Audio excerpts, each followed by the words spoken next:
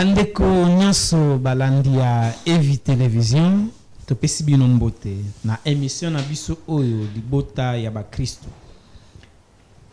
La famille chrétienne Chemin du Salut. Une émission produite par l'église Le Chemin du Salut.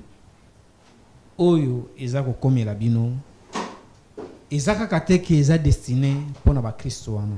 Biso na lisanga na biso ya Boyambi to sambelaka na église chrétienne de Chemin du Salut nde oyo ezako produire émission oyo ya mabota na ba émission na biso eleki toza ko répéter que toyebi te koleka yo mais tozomeka kosolola na kotanga ka Bible na lisungi ya molimo mosantu topesa quand même moi piste de solution tozopesa ba solution te mais tozopesa ka ba piste de solution na ba problème nyonso oyo tozana ngona ba couple émission ezaka destiné na ba couple moi na place na ye awa ezati botala bien bana na nzela ebele basi ba telisuki po bango balingi koyoka makambo ba papa na ba mama bien toke ko banda émission ngai o nazo présenter bino émission o ba bengi ngai Semben Nguma to zana pasteur Richard oyo azalaka invité d'honneur na kati émission oyo mbote pasteur mbote wa Semben kimia ezali nzamba zo sala kimia ezali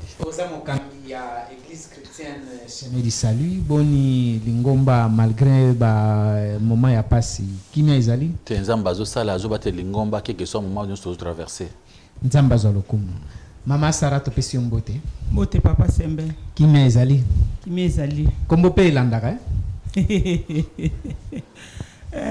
ya solo natuni kaka ndenga na moni kimia ezali na ngulu nzambe mateya eza kokoto kitoko makasi nzamba za lokumu to ke ko présenter équipe technique na ba image kitoko ezokomela bino Julien Sintu azali au four et au moulin na Kennedy Matabisi Jer Malonda bangonde bazo composer équipe technique oyo eza komemela bino ba image ya kitoko bozolanda to pesi bango mbote pe to remercier bango na musala kitoko pe malamu baza kosala pour que bana nzambe bazala édifier na kati ya émission oyo to keko yamba mikolo tozo bakisaka ba membre bazo bakisama yoga ndem tozo zanga parce que porte eza grandement ouverte adresse na biso bomona kayango ba numéro na biso ezali oyo boko benga pour que o participer na émission oyo bon bomona ke tozo loba mingi tozo melata eloko te parce que bato bazana biloko bazate na mboka munene boye bato bako tshela biso atama ya komela bazate bato ataba ji ya komela bazate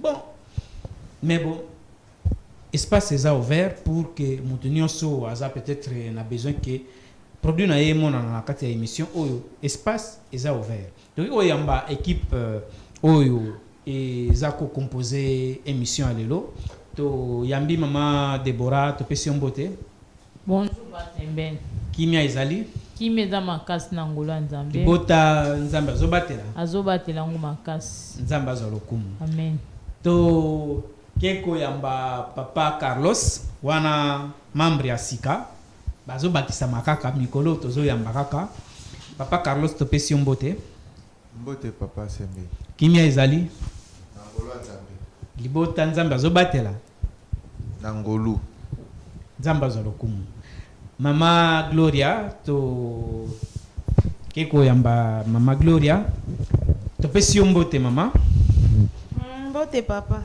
boni nzambe azobatela libota azobatela papa pe aza malamu aza bien yaye aza kozwa yango azozwanga kimia ezala kati na bino to yambi mama Bibiane mikolo abandi komonana j'espère que mikolo nyonso boko s'habituer na ye ako banda kozala pe mbote mama mbote papa boni libota nzambe azobatela nzambe azobatela na ngolo papa bana baza bien makasi nzambe azalokumu papa Mike topesi yo mbote boni papa Mike mbote madame papa Semben kimia ezali na komona Yesu OK nzamba azalokumu libota pe mama bango nyonso kimia bango nyonso tu nzamba azoko bakobatela biso nzamba azalokumu amen mama Hortense topesi yo mbote boni nzoto kolongono ezali libota pe zamalamu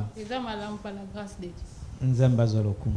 Amen. Papa Didier to pesi ye lisusu mbote.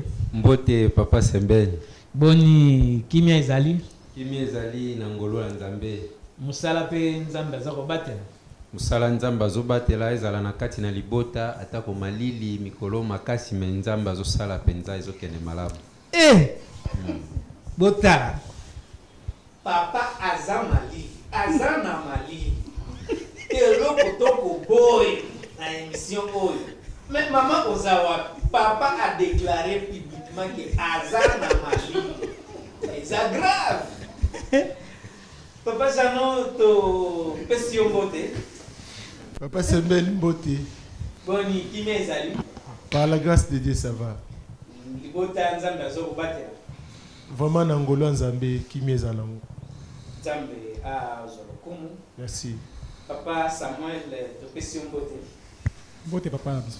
Boni kimia ezali Papa Samuel mama na bana baza pe bien. Ndako eta malamu na ngolo nyonso eza vraiment malamu. Nzambe azwa lokumu. OK, merci. Bino be place pour vandi to ligete kimia ankolo eza na bino parce que nde souwe na biso. Alors, aussi cette présentation na biso toko zongela thème oyo to annonçaki na émission ya la fois passée o to bo comprendre ki na biso ki to exploiter ki amote nde to décider to reprendre thème ngo pour to ko exploiter ngo libala mukumba ngambuto avantage to ko solo na yango papa Richard thème na biso to zongeli yango libala ngambu to avantage.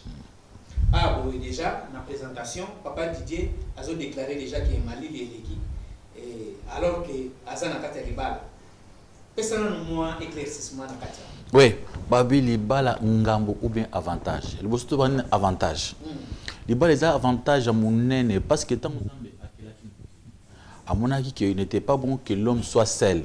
Donc, Muntu Akelama qui peut vivre en société. Muntu vendre de mon côté.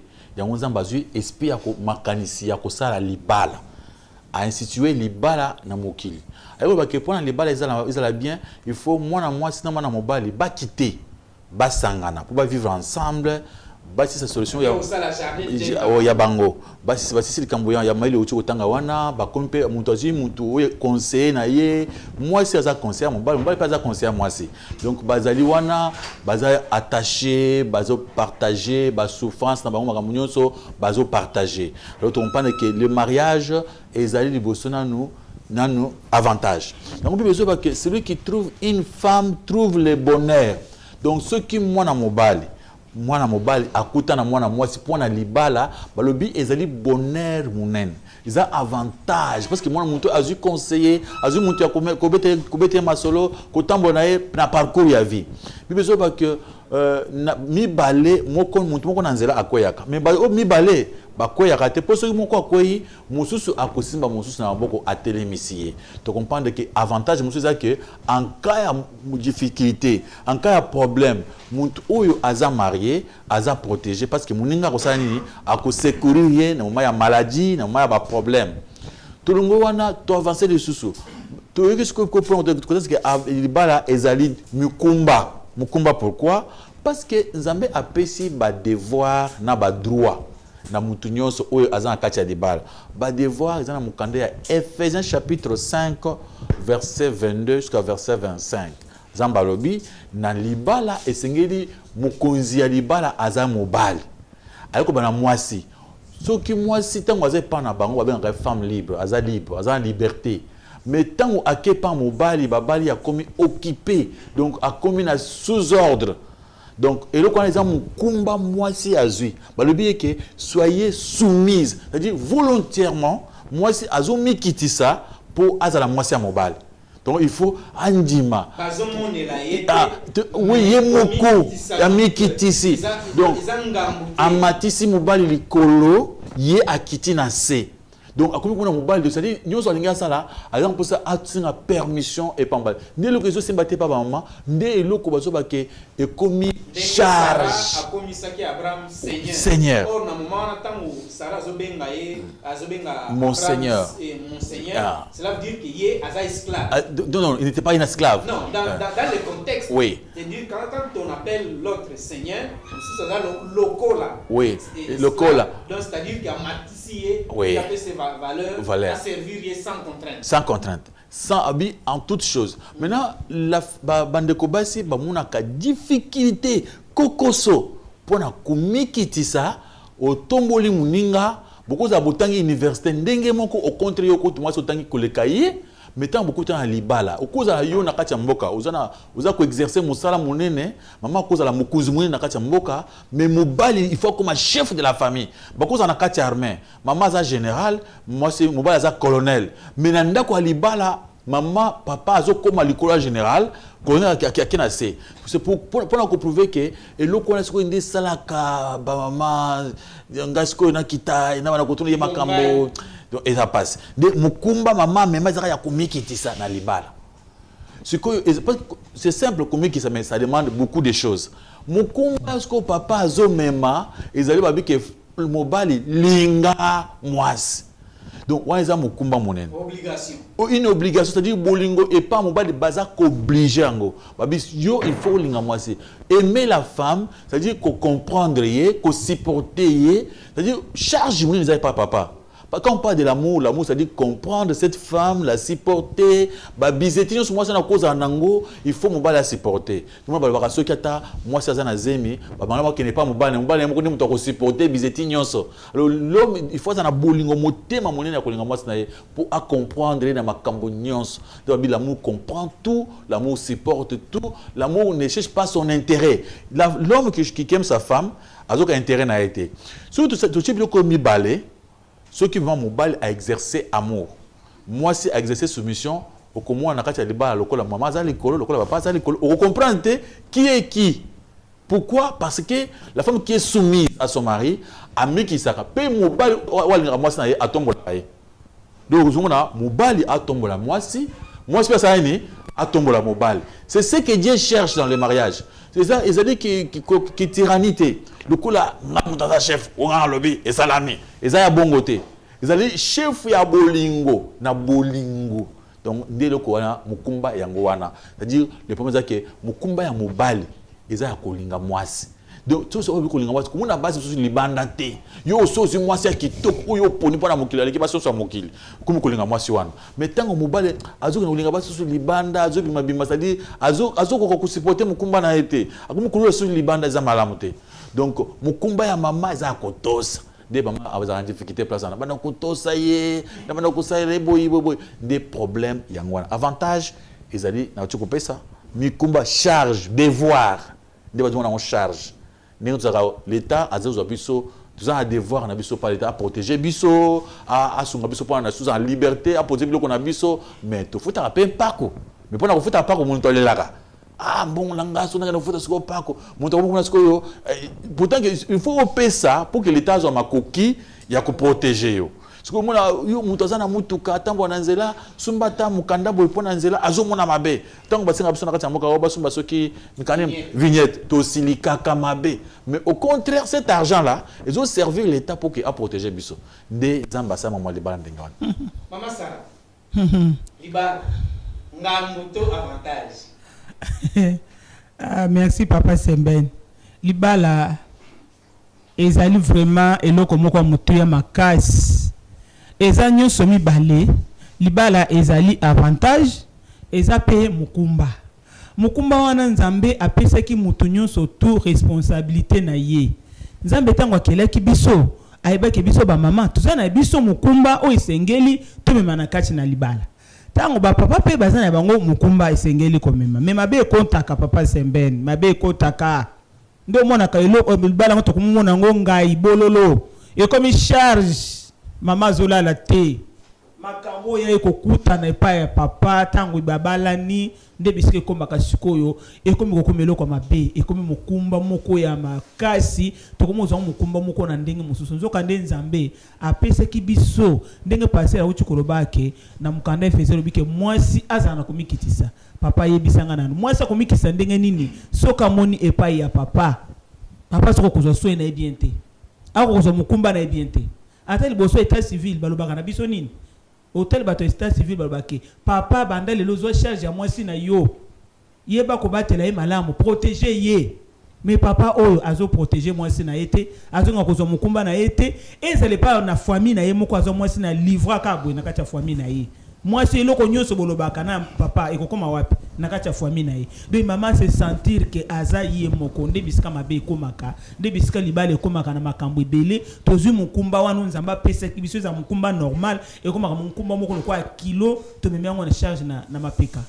c'est-à-dire eza mokumba ya malamu nzambe apesi moto nyonso tu charge na ndenge ke libala toyeba koprotéger libala malamu mama azala na komikitisa papa pe alinga mama avantage na biso ezalaka ke oui papa sembeni na mokili oyo mwasi nyonso ntango akolaka azalaka na posa kaka sala nini abala mobali nyonso aza na posa azala mwasi na ye c'est-à-dire eza pe avantage moko ya kitoko ozala pe na kati ya libala femme mariée ozobota bana na yo ozozala na mobali na yo oza protégé ezalaka pe kitoko papa eza na bavantage ebele kozala femme mariée eza na bavantage ebele ya kitoko mais ekomaka mabe mpo na nini mabe eyaka kokota tango bato mibale bafwandaka na kati wana nde mokumba wana ekomaka na makambo ebele a partir ya babizaleli na biso nde bebisaka a partir ya bizaleli na biso ebebisaka harmonie ya libala ezalaka compliqué parce que epai wana nde tozobeta mpe mwasi te parfois moto kanisaki ke eza je après ntango ekomi na kati ya comprendre ke eza makambo mosusu alobi ke non fale yango te nga nalingaki mwasi moko ntango nazotala éclat ya soleil ezobrille wana yo sikoyo outi mboka na babiata oza nango oyebi kutu okanga liputa te ekomi sikoyo compliqué baponelaki yo ye te yo moko olingaki ye ndenge wana peut-être ke na moma na yo ozwaki ye mwa pasta moko boye mais sikoyo pasta yango erattrape yo lelo oyo olingi lisusu te ebengama libala papa Jano maloba eza epai na yo. Merci beaucoup papa Semben pour la parole. Nalandi l'homme dédié pasteur Richard avec beaucoup d'attention. Nalinga qui na tout n'est pas pasteur Richard et puis pas maman Sarah. Baza serviteur dédié et puis expérimenté dans les mariages. Puisque tozo lobela les mariages fardeau ou avantage. Lelo tozo mona batu ebele ba couple ebele bache beaucoup plus accent sur les avantages. Il y a mariage passé Richard. Alors Babo Sani, ce qui fait le bonheur ou la force du mariage. Dans ma compréhension, je comprends que ce qui fait ce bonheur ou la force du mariage, est ce que nous appelons ici, les fardeaux. Alors, Pasteur Richard, quand est-ce que un mariage est fardeau pour l'homme ou la femme? C'est une question à poser à maman Sarah, na Pasteur Richard. Ngambu ekomaka place nini? Tangu nini libala eza ngambu et puis tangu nini libala eza avantage? Explication il faut qu'il y ait vraiment un contexte un peu biblique pour que tu vas comprendre bien. Parce que quand on parle de mariage dans la Bible, on voit d'abord le grand mariage, c'est un mariage de Jésus-Christ avec son Église. Le mariage de l'Église, comment Jésus-Christ a mis Pesaki. Donc il a accepté la souffrance. Donc il a manifesté son amour à mi Pessi. Souffrance, agnokwami, donc makile tangaki, babetaki, bafingaki, c'est-à-dire pour la moitié naïa, andimba basa la nion là. C'est ça la dot que Jésus avait donné pour avoir sa femme qui est l'église. Et tout ce monde il s'est dit, azo parce qu'on a moitié naïa. Mais oui, moi c'est ya kolingangai, a comme ma mukumba, et kulusu. Donc quand on parle de la croix, c'est ça charge. C'est-à-dire mon Christo. Yesoye alingi biso tous allez apôtre Paul a fiancé par Jésus-Christ. Ils allaient plaisir que ça mon Christ, mais que ça mon Christ ils charge. Ils ont mon combat, ils ont fardeau parce qu'il y a beaucoup de choses à supporter pour aux mon Christ. Que aucun Liban pour qu'ils soient à la fierté nayo, ils ont ma cambo des photos zo to même mi combat. Ba bien on parle de la croix, c'est-à-dire il y a aussi de la souffrance hein. Donc on est que ça mon Christ peut passer hein pour ça passe pour coca, au lutter, ou s'exercer. C'est de même aussi avec le mariage. Donc papa j'ai une question à l'objet fardeau. Eza ba fardeau ezanine.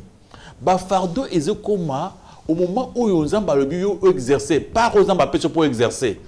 Ce que tant aux exercer on a posa na nous ou exercer par nayo, vous en a posa que moi si abanda, bien mobali abanda. Donc dans place où on a so babinga ba pesa par ya kolinga. Donc je n'ai pas à me demander maman atosa te ça c'est sa part. Mais moi je vais commencer par faire quoi? Ma part. Ma part c'est de quoi? Aimer ma femme. Aimer ma femme c'est-à-dire dans un contexte où il y a kolinga kotombola kolinga c'est toute la vérité kolinga c'est chemin toujours marché que ça les bas rapport. Par exemple un homme qui aime sa femme azana mokumba que moi je peux aller travailler quelque part je gagne quelque chose qui c'est mon argent mais dans le contexte que moi je ne m'appartiens pas à part que vous avez un Zambé mais j'appartiens à ma femme. Bible zo bana mobali zoto mobimba ya mobali na maboko na manzaka ya mwasi. Seulement beaucoup nanga travailler, j'ai quelque chose, je dois aller maintenant chez propriétaire nanga. Wabi moi si ya za yo pe za ni ya mwasi. Je dois aller chez mon propriétaire pour ce nom là nga ya za yo. Zoto mbe za yo. Bongo so ba pesa za point yo. Voilà ce que j'ai fait. C'est ça et comme Ramokumba. Ce que nga la PC charge na l'accès news na sali. Est-ce que tant on a que j'ai besoin de $100? Est-ce que mais pasteur ezaki yumate ndebi sika mabe kotaka ba papa balingaka bongo te aya collection bongo Pandre ezaki yumate OK ata na ba famille ba koloba oh ndeko toza oh ya yuma penza. Donc c'est là où mobile tout le monde a rencontré que le qu'on charge. Pourtant que balobi vous êtes un. C'est-à-dire si moi je vais faire quelque chose même dans ma famille, même où partout, il faut m'assurer à courant. Madame, je dois faire ceci à mon frère, bien à ma sœur. Donc c'est-à-dire tous les biens que je fais, je les fais à la compagnie de ma femme. Ceux qui a l'obité, non, l'obité mais moi je vais le faire. Je dois t'obliger pour ça. Moi, je vais faire. Mais il faut y aller. Ah, d'accord. Mais maintenant, au niveau de pasteur, il faut, moi, si aïeba à l'avance, ou bien au salut ou informé. Non. Avant même de commencer, vous causez ensemble. Vous solez, vous bêtez, ou l'acceptez pour la maman, la bino, tout ça. Après, vous dites, non, je vais faire ça à ma maman. Je vais, dans cet argent, je vais acheter une maison pour notre maman.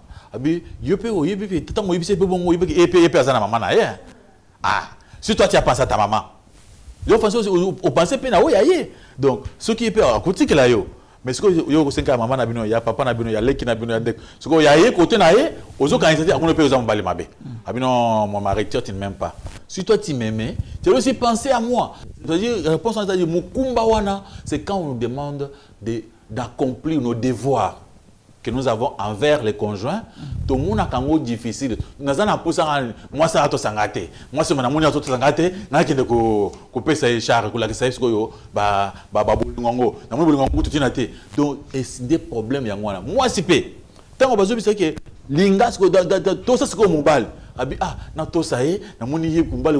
Donc quelque sont bal à la qui sera le côté à bombaka tout mais yo il faut exercer par nayo. Donc devoir nabiso envers dans le mariage de komaka mukumba. Mais ba droit nabiso chaque maison pour tout ça passe droit nanga, c'est que moi ça nini atosa. Mais devoir nanga, c'est que ngana ça na linga. Moi c'est droit na ye, c'est que ngana ça nini na linga ye. Mais devoir na ye ça nini atosa. Des places mukumba komaka na kati ya libala ngwana. Maman Sarah. Merci papa Semben. Eza modèle wana. Moni ekomaka mukumba presque tokomaka ba égoïste. C'est-à-dire tango papa azo lingate ko la sa maman ndenga kenda ka musala ndenga ya katopesa exemple bo souffrir na mama bonyokwa mi penza bonyokwa mi mama mabolongo nzambe sunga papa azwi musale wo mais akomi komona ke mama oyo aza susu na tina te moye ye abanda kolekisa mama oyo mbongo na ye ezate moye abanda kopesa mama oyo rapo papa ndenge tozaka na kati ya couple quand même toza quand même batumi balé ceux qui papa bimi aye faut pas pesa explication na ye ke na kendaki boye mais comment nini ngabanda ko bise nini etalinga te ye atosa kaka c'est-à-dire nde bisiko kaka to uchi kolobelika mo impoli moi ça comme ka impoli siko na place wana ke amonaka ye azo komikitisa ye azo sala nyonso mais azo mone pas papa zokoka kozwa ye penza ndenge penze sengeli te akoka komema ya ye nini mukumba te nde bisika ekomaka mabe mais na nyonso wana esenga kaka mama sa nini asala part na ye mama azalaka na komikitisa asala part na ye na kobondela nzambe akosunga ekomaka mukumba po ete toza ba égoïste papa de place wana mutu na mutu azolinga surtout ba papa bango balingaka te alingaka te aya kolakisa vérité côté atamboli akotuna mbongo nga famille nawo nga côté na kende kokena musala na nga nazonyoka na ba classe na nga na famille na nga yo zalaka nga bana kolakisa mbongo na ndenge nini est-ce que nga kutuna ke musana ko peso rapport que tu sais que 16h na komi 22h yo na tata na nga to mama na nga donc papa komi siko na ba mbeli moko azokata mama tellement mama ba mbeli on ko tonda ye lobi kuna payer pe surtout ki mbeli pe sa nini ekoti ça dit nde bisika batu ba mutu na mutu azoko ko komani ntepo batu balingi bazozala ba égoïste. Oui, naza vraiment satisfait dans l'ensemble par rapport à réponse au na mutuna na ngai mais naza ki na réaction moko par rapport pe ya ba réponse au epesami papa Richard ache accent awa sur les devoirs ndenge na utai kotuna papa Richard a démontré bien ndenge mobali azo considérer mukumba wana ya même soka sali loko apesa moi si na rapport to basa l'ensemble par rapport ya mukumba wana mais tant nazo ka mama zoloba c'est comme si mama zo côté la ba mama trop na éviter parce que mama za mama ya monta musa zo côté la ba mama eza na ba mama ebele ndeko moko za na problème o nazo loba ala kisaka mama mbongo ba travaillaka mais mbongo na maboko ya mama mona na kate mama soka kei azui mwa mbongo bisika ye pasala ka musala na e mona na kate ala kisaka papa te mama Sarah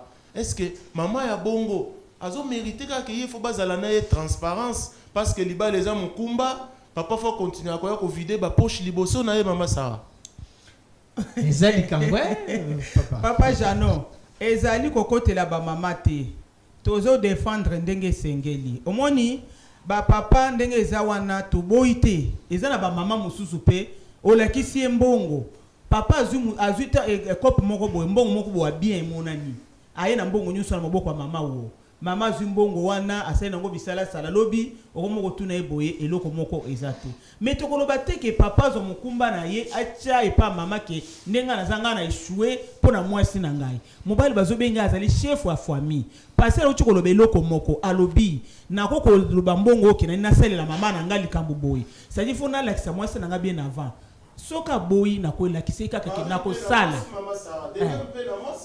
oui tokokoma akolakisa kaka ke na ko sala mobali loko aza chef muneni premier ministre akokoloba ti mutu asukisaka makambo ezali chef akolobaka te ngai likambo na ko sala yango boye mais ezalaki mwasi nazaki informé alakisa ke yango papa soki tolobi bongo papa ebele bakozwa mikumba na bango batie nga na réussite te pona mwasi adepasaka mwasi mabe mwasi bwana boye pona nini papa yo ozali chef ayebi ndenge nini akokamba so mwasi na nga déjà ayebi kodepense te il faut na yeba ndenge nini akomemela ye na koya mama mbongo yango oyo tokosala botsa bo mbongo na pesi yo te na tia na banque so tosala likambo tosala nini tosali mais yo eri osala ka makambo mama yebaka te ero misela ka makambo na yo osombaka we mama yebaka mama yo kaka akomi informé akomi oui et comme akabongo à partir à papa ndala ki mama akomi bongo pona papa soki mama moni pe papa bomba ka trop nde mama pe akomusa nini akomi ko bomba mais soko lekisika mama transparence boy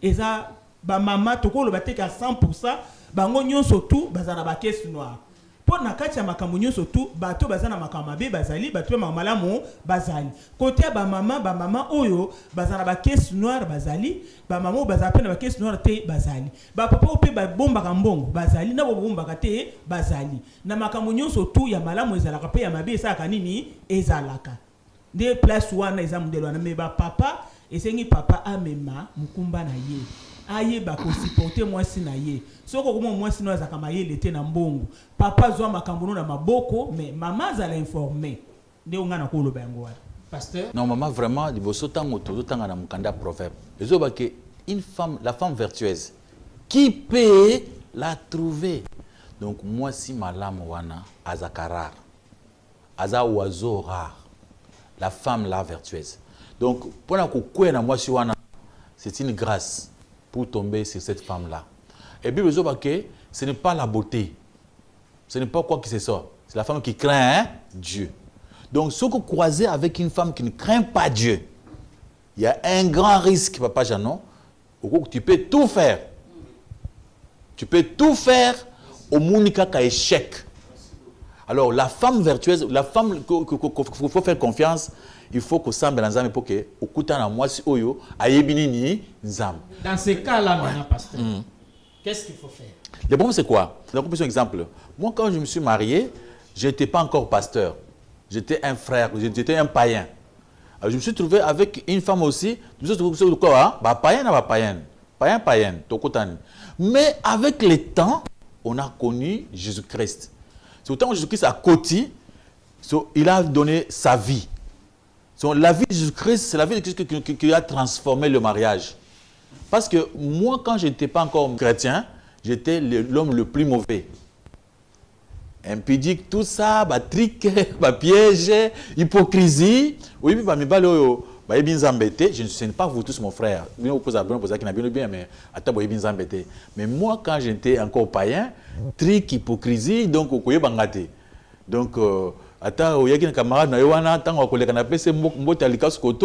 donc tout ça est un truc bizarre. Mais quand j'ai connu Jésus-Christ, je comprends non, ça ce n'est pas une vie. Et Dieu a fait aussi grâce que moi si dans Jésus-Christ, tu as une décision pour vivre dans la vie de Jésus-Christ. Ce qui se passe c'est quoi? Tu peux avoir une femme où il y a Jésus-Christ, mais il faut lutter pour aller à Jésus-Christ. Donc ce cas est sauveté. Il y a d'autres femmes qui ont à l'hypocrisie. À ça, c'est ça mobile, bien mobile à côté c'est ça moi aussi. Même un homme, l'homme qui ne connaît pas, si la femme vertueuse qui peut la trouver et l'homme aussi, il y a verti, qui peut trouver cet homme-là? Il faut un homme qui connaît Dieu, parce que il y a promesse. Donc c'est pas mobile, après sur promesse les lots, promesse à l'okuta, lobby, à changer promesse naïe, non. Il faut mobile, il y a parole. Soit moi, ma femme, je t'aime, il t'aime. Soit c'est pour le meilleur et le pire, c'est pour le meilleur et le pire. Ce n'est pas tant que mon yo fané mouké, hier abîmé à gauche, à qui droite. Avec Jésus-Christ, j'ai compris qu'avec Jésus-Christ, au commun, moi, sans quel que soit âge, l'amour du ciel, l'amour de Dieu, et ils continuent à abonder, qui est beau vivre bien. Mais le problème, c'est que c'est Jésus-Christ, la vie. Et donc, ils ont la vie. Moi, si ils ont la vie, celui qui n'a pas les fils n'a pas la vie. La femme qui n'a pas les fils, mon frère, tu peux pratiquer tout. À mon véritable yuma, place à Rosela Mbongo, couper sa bébé moussou sur les bandas. Boso mona te yo zo nga mwasi ozo linga mwasi makasi, ozo pese ma vérité na yo, amunyo zoba, il prend encore cet argent là. Pour qu'il ne coupe ça même bateau sur Libanda pour pas se moquer nayo. Donc il y a comme ça. Il y a aussi des hommes comme ça. Tant moi ça se soucier pour ami qui te sait pas naï, il y a mon zoba, a mon pesa, moyen azoba si mon sous vendre, mon moi ça saboter. Donc il peut faire tout ça maman sambelaka. Ya sambelaka ça na wapi. Attends à la Libanda 5 jours tant à sambelaka. Vous voyez des choses comme ça, c'est pourquoi il faut beaucoup prier pour m'embouter les mariages. Il y a ce qui peut faire que mariage à la bien. C'est la vie de Jésus-Christ à l'intérieur du mariage. Sans cette vie-là, c'est très compliqué. Maman Gloria, aux parole. Merci papa. Ngamtuna nangana tuna pa mama Sarah. Mama Sarah, ezana libala moko. Libala wana mobala abimaka.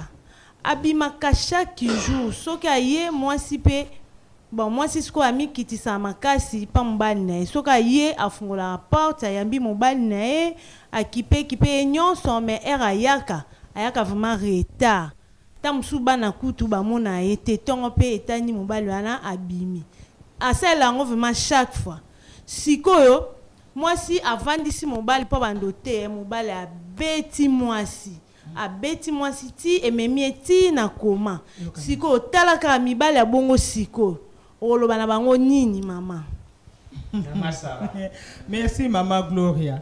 Omoni ndenge za boye omoni ke ba papa ebele balingaka reproche te ndenge pasteur awuti koloba oyo aza na mwana te aza na bomoi te mobali oyo andimeli Yesu Masiya na bosolo nde akokolinga reproche ata na mokie me mutu oyo ayebi Yesu te yo otya ye na se opesa reproche kande tozoloba awa ke mama parce que mokolo moko pasteur otya kopesa nini awa lobi ke mwasi na mobali baposaka question awa est-ce que baza bami ozomonango oui mwasi na mobali baza bami soki moninga oyo botambolaka nzela moko moninga amonike ndeko moninga nanga otambola nzela mabe nakovandisa na pesa conseil te nakovandisa na pesa komi ba papa yo nani obanda koyebisa kopesa conseil oyoki mama alobi abeti mwasi na ye akoti tina koma mama azo supporter mama azolanda papa mobali nanga boye te mama ndenge olobi ke abimaka kendaka wapi po musale kanga 16h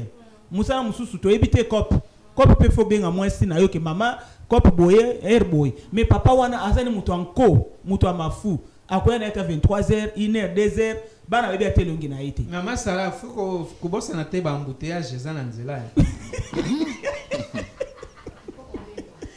papa sembeni basi ba tokola ba l'accès biso déjà téléphone ezali il faut ko benga muninga okokozala pe oui okendaki na nzela okutana na likambo benga mama ndenge na zao ubie na kinene nzela fièvre salinga ngana yobi papa mama na ngai couple moko mobali ba keti bazo perfuser ye mwasi na ndako azo yeba te nyoso wana nini azana banzonzingi na ekona mikenzo nzingi wana kovandele na nini no hôpital mama utuka babinga ayobi te akumwele bino ndako na kanda ndeza bo baza ko perfuser ko tuna beli makasi menana na yebi mwasi na ye ayebi teke ye bazale ko sa nini ko perfuser ye ozomona okobela okobima na nzela embouteillage papa na ngai eza mabete nyonso wana na kati na dialogue benga mama expliquer ke mama na nga tala ndenge na kutene boyotani na kutene bo toza baninga pona kati ya libala mwasi pe amikitisa bolingo ezala il faut quand même harmonie ezala totambola nini malamu mais ndenge papa wana salinga na kopesa nano mama na conseil boye mama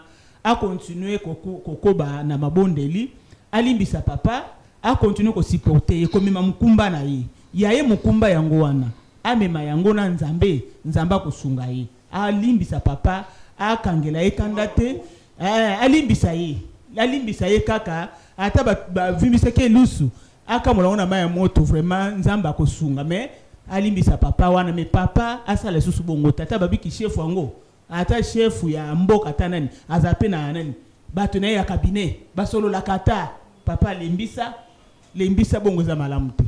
Pasteur? Oui, normalement, la Bible est claire. Maloba ya pété et kalmaka kanda. Na kutala ni tonza masna mobali. Zambé apôtre Paul quelque part zoba que la femme a été créée pour l'homme, mais pas l'homme. L'homme n'a pas été créé pour la femme. C'est-à-dire Zambé azuta isa na kati na création qui mobali azayaya. Moi c'est ça ko nini leki. Mais de toutes les façons, ils ont un cadre de la création. Il y a un monde même dans l'église à Balobi, et c'est qui est dans l'église que l'homme n'est pas nani na sacerdoce. Et la femme aussi peut faire beaucoup d'autres choses, mais sauf na sacerdoce. Dans mariage paix, Balobi, l'homme est le chef de la femme. Mais il faut comprendre une chose. Ceux qui, seulement lobby, maloba kitoko. Epesaka e kalmaka kanda maloba mabe epesa nini moto mama ayebisi papa makambo na contexte nini. Il y a des fois tango mama a commis papa a commis mama lobi le fona yebisa ye yo fanda na se wana asi akane la ki lelo ko yebisa ko te okendaka yo pe o de kisis Donc, c'est une façon de parler. Mais, mon bas de mon sous à cause de bien té. Surtout, où est-ce moi naté, où est-ce Jésus té. Tu veux? Moi, na oh désolé, la que bota moi na libanda té. Moi na Christ. Christ, oui. Où est-ce Christ té? À quoi que comprendre en mabé. Mais il y a des fois, même hier, maman passait en jour, quoi que tant on va pour ça sur la papa bien. Quel que soit grandeur à problème. Mais ceux qui a banni on a dengue ya au bon c'est terrain quoi. À mon balayer, ou y'a bien chéri, oui, allez le peut où met les sous hein. À ce que les mailles, moi le coculia, moi le co à vandi. Non papa, au moins qui nous t'en la boyer, il y a risque vraiment tant boutou ma casse beaucoup dans la bakoulou na elobeliwana maman comme mon a eu maté. C'est quoi yonde balobi, c'est comme il faut parler, il faut savoir comment on parle à un chef. Babi chef. Même dans Katia Moussa. Les mamans, vous devez apprendre cela. Il faut, tant qu'on parle à un chef, on lui parle avec beaucoup de respect. Donc, aux yeux grâce, il y a aussi le besoin Mokonzi, il faut que le baron avec beaucoup de respect. Sarah, qu'est-ce que Sarah faisait? Sarah Abana Koya, a Fokami, a ma colonne ya Abraham, a Bengi, Yoka, Alobi, mon Seigneur. Au bout de banda, abi mon Seigneur. Et Sengeli, olungula mwana mwase oyo, na mwana eba lungwa. Aboya kati. Vous avez compris ça? Mais il est venu demander à mon Seigneur. Pourquoi Dieu avait défendu? Parce qu'à mon équipe, Sarah était venue avec beaucoup de politesse. C'est-à-dire la force des mamans, ils attendent selon la parole de Dieu. À ce moment-là, nous avons à côté naïe. Le soir, mon Seigneur n'a pas expliqué que mon bali nanga, papa ya bana. Bana ba komi komona susiyote. Non. Akoyoka te. Mama siko alobeli ndenge nini? Yo lelo soka te, tango yo socha boye siko. Bakate mutelanda. Lobi ke mama wana alobaki na maloba nyonso po avant atuna ebonga banotala na misu. Azai ko psa na misu. Alobi alobaki bien. Je vous dis la vérité. Ba papa ebele soki les amis bika na tort. Aroma na ko pese longi na ndako déjà kanda. Papa. Yo za yete. Papa yoza wana te. Na to uchikoloba wake na makamunyo soki yoza malamu ndengo za wana iza yo. Na makamunyo so batu malamu bazali, batu we bazali. Tozoloba na ba papa o wana soki yoza malamu iza yo. Kolobela. Eza bongo. Eza bongo. Papa. Toyesi. Bible. Oh batali ba génération na ba génération. Roi Salomon o nzambe apesi mayele koleka mutu nyonso akele lamina mukili oyo yene mutalobike maloba ya malamu ekitisaka kanda papa soki mukolo wana autaki na bagenda genda si ya décevoir ye azoya kokotsaka azokotsa ilongi mama ne buto azoko atake amatisi ye mafuta ezape papa, au moins eza na ba mama nyonso tout papa. Eza na mama mususu ayokola pe liloba. Omona papa ye azoloba. Mataki papa mafuta. Loba ka ba yokele mawa ke no. Loba ke na maloba ya se. Papa, eza na mususu omoni ba papa mususu tolobi ke batuma o pe ba yebi ke boy bazali na o pe bazana bizali wana bazali. Mutu nyonso tout pasteur auteur koloba ke soki yo zalaki boye ngaita musunga na zalaki boye tozolobela na bakawana ezana mususu papa lokwa sami yebike azana ba makangu na ye azana basine libanda asala ka mama nyonso wana mbongo mona kate tanko zolinga ka papa tovanda to solola nazo wana nini ngana fana so wana yo nakoka okutute yo nani yo bona boye komi FCC na cash na cash ngana fana na yo bona boye komi deja ko boya ko solola papa zo boya tali solo pam soko moni ke tango mama pe akomona ke kemudeli wana déjà langage à mabe maman kolinga neti et comme neti moi échange de paroles ozomona échange de paroles papa couple moi sana mobali ba ko kipe ko discuter nzambo akeli biso azobenga biso ba leki biso ba yaya mwasi na mobali bakoko discuter pe mwasi akoloba mobali nanga boye te yo bi boye te ndenge lokwa papa mi eza na ba raison na ye akolunga kaka abeta yo avimbi so misu anyata yo po makambo yo sesa nini elimwa papa ya batuana soki papa na ye awa je vous dis ah oui papa Mike yo jimi ke papa ya batuana kaka ye ka boye balobele malembe abeti mutu likofi non ouais jamais papa wana soki alobaki oyebisaka mobali na ngai papa bana oke kotambola ti oyo donc jamais abeta likofi soki tobengi papa wana peut-être que papa aliaki ayoka mama mawa oui a se reprocher na sali mabe mais siko na place ke bayoka ye mawa bayoki ye kanda donc amatisi kanda papa balingaka konyata ba mabe na bango balingaka konyata ba mabe na bango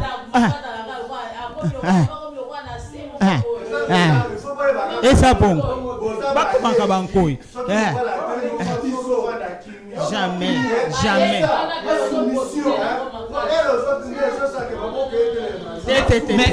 mais pasteur ayebisi biso modèle ya Sarah soki par exemple mama Gloria mukolo wana mama wana tangu papa aye amoni ke papa aye na retard atiki papa akota papa akoti a se changer bilamba ye avandi na salon mama aye na kofukama atuni ye papa ekomi nini mais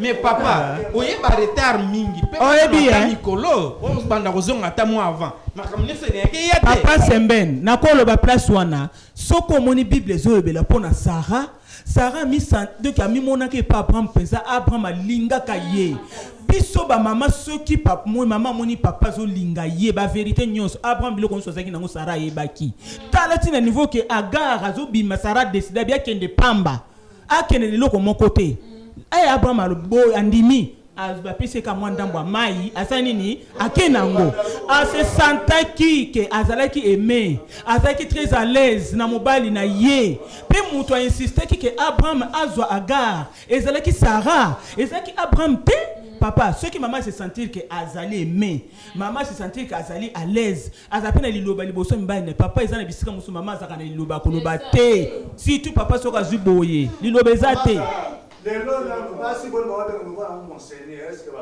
baza pété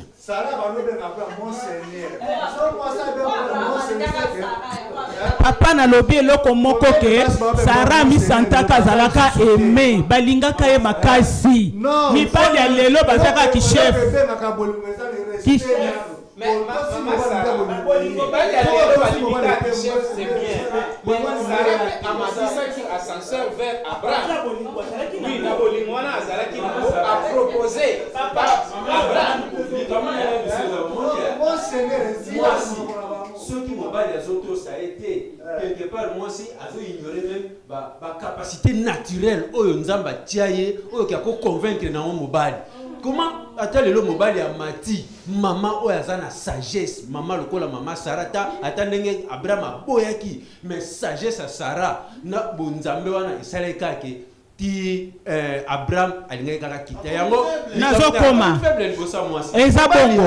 eza bongo papa yo yebisanga ke Abraham na vie na ye mobimba abotaki te est-ce que combien yo talaka exemple batolbi ke ya malamu bazali bato ya makambo bazali lelo ko mona mobali afanya na mwasi 5 ans bazobota te mwasi wana komi problème famille na bino bali yaki mbongo bien te biso to pare na ka ba mariage to mona makambo eza nini komi ka côté ya mwasi papa kenda ton hôpital yo ndeke na hôpital ba traiter yo mais Abraham avant que na Sarah mikolo belé Sarah zobota te azalika ko batela mwasi na kitoko azalika ko chérir to longo wana tango Abraham ko bota mwana tala mutu afande vine mobimba abota kite ayiko so mwana kimukolo bazoloba papa nazo répondre ayiko zo mwana wana Sarah ko kazua alobi na bengani mwana oyo nalingi mwana oyo azala awa te. Abraham ayokaki amemata nguba pamba te me mibala lelo yaya na mwana na libanda papa nazo répondre aya na mwana na libanda aboti libanda mama mwana kufanda olobi akufanda ate est-ce que libala eza place wana moi sini no bima mais Abraham bozo se comparer na wana mutu na mibala lelo nani akozo mutema Abraham alinga ndenge Sara azala toyoka pasteur ozana moya koloba normalement, oui, tout ce qu'on parle, maman Déborah, maman Théokan Mouké. Abraham azali exemple. Donc Sarah pe azali exemple oyo tozolanda. Donc apôtre Paul bi azo ala ba imitateur naïe. Donc baza ba tout dans l'exemple na bango. Et kulanda vie Abraham abana kulinga mwasi nae makasi. Na kati ya Jésus Christ ba mibali ya bongo bazali. Mibali oyo bazoli ngape basita bango malamu. Mais eloko tozo senga que ba mama pe lokola Sarah pe bazar. Ba mama oyo bazana motema ke soki azali boso mobali nae quel que soit ba kambo. Mais à considérer mobali comme étant le chef. Ou bien cette considération denza bakela mobali eza loko moko denza donc de naissance ya mobali. Même temps bana oboti bana toboti bana bonga oboti bana mwasi bana mbaspe ya mibali okumona mwana mobali azaka tendance à dominer sur les filles. Donc c'est comme ça que Dieu a fait cela. Alors et loko mobali aboyaka vraiment de aza prêtre sur assise ko et loko mobali aboyaka ezande bamonela ye et pas mwasi na ye ba humilier bamonela lokolo sans valeur. Donc mobali alingaka azala considéré. Donc tant mobile a manqué de considération ezaka difficile donc au couper sa mobile biloko nyonso mais soko au lungulie considération na yo ya mwasi honneur na ye mobile akoko préféré biloko nyonso wana atiko nango poke ye azora honneur. Donc ça dit maman, il faut comprendre que quand vous causez avec votre mari il faut que le bana façon mon parce que il y a que maman babetier maman cause la bana solo bien. Tant que vous avez se voir. Donc il y a des choses comme ça, des façons de parler. Il arrive aussi que oui. Parfois mon bal a prévenir Keba. Keba ou l'ingosani.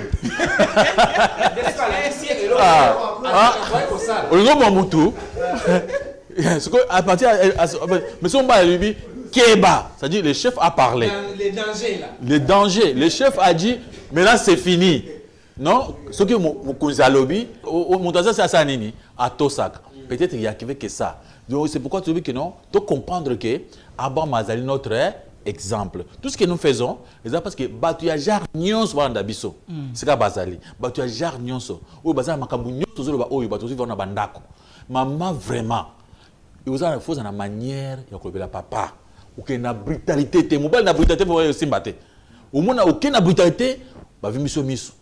Et comme c'est un problème mais ce que moi j'ai vu même le pasteur pasteur prophète apôtre abete mal kofi pourquoi maman il a brutalité moko boye pour pasteur comment ça me semble quand maman le kofi lui souvent ça nini et c'est vimi déjà et comme yo le bana koyaki ouais donc c'est ça déjà le pauvre maman oui maman de ça quelque chose. Merci papa so ina landi bien babibi so pasteur zaka na komi kiti ça. Et ça un couple moko alandaka biso chaque samedi abi mobile na ye niveau oyo ya finga kaye bata bana bavandi azo finga eti makambo nyonso ya kati nyama kaleson solo nini azo finga mosna makambo ya bêtise alobi mama tunelanga na obango na supporter kaka loka babike biso tozaka na se ya mibali baza likolo abi mobile na ye kwiteleka mobile azo ya pantalon sa subi nyonso mobile azo ti adresse ndako azaka na komikita mo balobike na mikita tina suka wana ya masuba pe na supporter na mikita ka na fanza papa na loba papa bikanga munoko ndaku ya ngai moko naza chef ndako siko akosuka boni mama wana mama Sara pesa biso no po mama na kolanda biso na pokwa. Pasteur, question est ton ami. Je crois que au-delà il y a ba expérience oyo tozanango Bible a déterminé makambo ebele parce que yebaki déjà makambo koya na ba génération ebele. Mobali bakwiti azofinga mwasi. Bon, même tant azofinga e caleçon solo. Certainement azopesa epe mbongo te akosoma ba caleçon ya propre. Mais maintenant, la Bible dit quoi par rapport à ça? Normalement, mobali, il faut avoir un respect. Quand on aime sa femme, il faut qu'on respecte. Parce que, quand il parle de la femme, il dit que moi, si je suis mobali, mobali est moi si.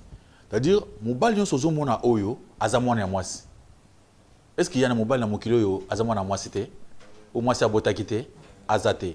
Les femmes sont nos mamans. Nos mamans, nos sœurs, des fois nos chefs na place à misala.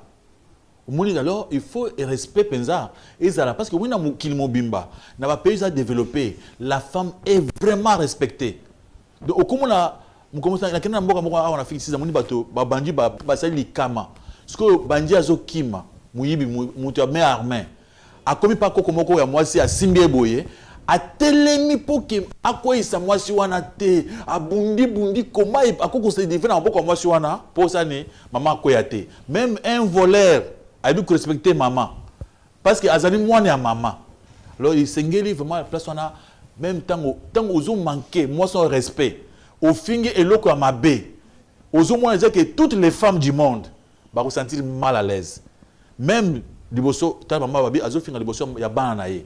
Même tant qu'on finit bana bazawana même basi abatusu baza sur place baza musika bazoka et ça encore vandi boye muni bazo mamutu lokola yo et bazo tuba mbeli yo moko yoka nini oka ezongeli yo et c'est comme ça quand on injure une femme biloko moko il y a insanité mais le problème c'est quoi c'est une personne qui ne connaît pas Jésus-Christ maman aussi connaît bien que azamutu a milangwa il n'y a pas de solution pour la mutu lokola ye là il faut que maman assemble là pour que mutu asanini abongola motema celui qui ne connaît pas Jésus-Christ il n'a pas les fils.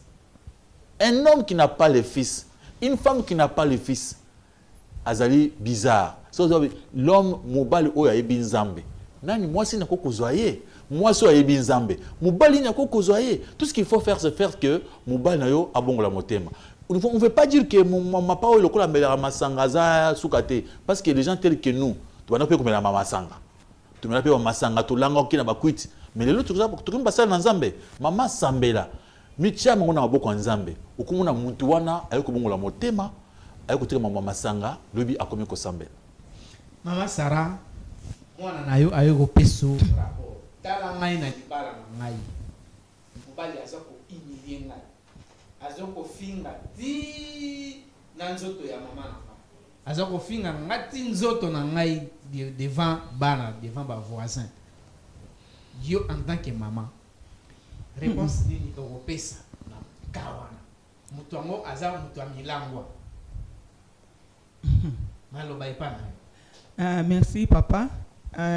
Ezaka ndenge passer a uchukoloba omoni biso ba mama eloko moko nga na lobaka kaka nazwaki discussion couple moko baye mama lobi chambre tozola la quand même il faut ezala quand même babombi papa lobi chambre wana fo nzele zala pona bimaka soki côté nini na ebisi papa wana ngabi moni biso ba mama ezana makambu mususu biso toyoka soni mais bino na ndenge ka bakele bino boyoka bino soni te soki balobi soni mama ndi ayoka ka soni makasi koleka papa biso ba mama tozalaka na mwa soni moko tolinga makambo ebele tozalaka même ya kobomba intimité quand même omoni na bi mama insiste ko sengelo kwa mabeta bi chambre na biso ezala quand même bisika na lalinga bisi papa wana mama azana réseau chambre ezala nzela komela na soki wapi ezala kate mama akoko zala na problème akoko zala ala la tapongi akoko zala ala la mibosani c'est-à-dire ba mama tozalaka na mwa makambo ebele o esengeli ke soni wana ezala malamu te eza malamu te soko kileki na nzela soko tali bato bafinga na ko ba binzambe te ba reserver kaka mama na yo to bafinga mutu bon papa bi ke soka fingele mama na pese nini kanda jamais ko ka finga tata na yi c'est-à-dire mama azaka mutu moko asenga kazala respecter papa soki ekomi na ba niveau ko finga ka modele wana azopesa mama na soni makasi liboso abana pe liboso ya libota eza mais maman ekosenga kaka a comprendre que mobali na ye ayebina nzambe te asambela pona lokwa mama ya comprendre alandaka émission na biso ndenge tozo sala boye quand même azana moi pas bien auza mwana nzambe mama banda ko prier pona mobali na ye pe en plus papa zomela masanga c'est ça ba bêtise ebele tina niveau mito amelia subi na bilamba ezana degré moko ya mwa makasi mais nzamba sunga abondela kaka mais aboya libala na ete nzambe akoyeba na kosunga ye. Mama tokomi na suka ya émission oyo conclusion ya na makambo nyonso tolobi awa na ba nyonso bazolanda biso s'il faut que ba retenir quelque chose conseil moko ute pa na yo mama oko lobanini. En tout cas bande ko na biso balandaka biso merci beaucoup ndenge bozo continuer kolanda conseil nanga mama Sarah ezali yake tolobi awa ke libala ezali mokumba o nzambe apesaki biso mena ndenge ya bien mama continue kovanda na libala na yo quel que soit makambo mema mokumba wana na ndenge ya bien libala pe ezalaka esengo eza esengo tango so bali oza mwasi bazobengo femme mariée quelque part ezalaka pe bien pona mutu nyonso tuna mokilo yo asengaka abala en tout cas mema mokumba wana kolemba yango te quel que soit problème ndenge ezali nzambe azali wana pona kopesa solution. Merci beaucoup mama na conclusion na yo pasteur tokomi na suka ya émission oyo libala ngambu to avantage conclusion na maïnyoso tolobi awa papa. Et ça que bande ko bandi biso ba comprendre message oyo tukoleka que mobali nyonso mwasi nyonso ayeba ke tant okoti na libala azana ba obligation azana ba devoir oye akosala c'est-à-dire ba service oye akorendre na conjoint na ye yango ba bi ngambu.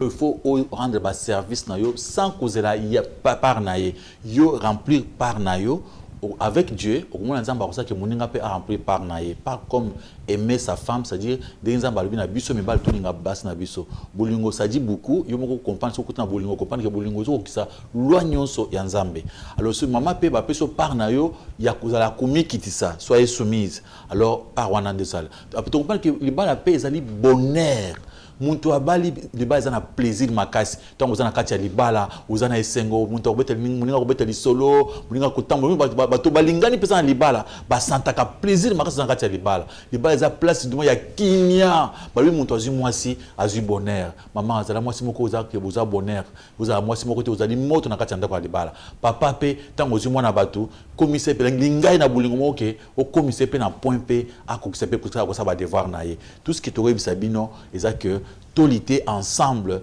to bunda pour que libala solo eza koyeba Jésus Christ sona no yebie soute lité obongola motema okomona ko libala okoma sukali okomona mobali na ya komi mobali kitoko moi so pe komi moi si kitoko tout ce qu'on peut donner comme les derniers conseils.